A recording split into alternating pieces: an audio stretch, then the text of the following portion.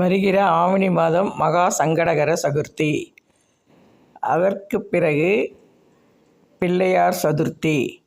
இந்த 2 சதுர்த்தியும் தொடர்ந்து கொண்டாடி வாருங்கள். விநாயகரை கும்பிட்டால் கேது பகவானின் தோஷம் குறையும். இன்றிலிருந்து என் வீடியோக்களை பார்த்து வாருங்கள். விநாயகரை தொடர்ந்து தொழுது வாருங்கள். எல்லா நன்மைகளும் கிடைக்கும்.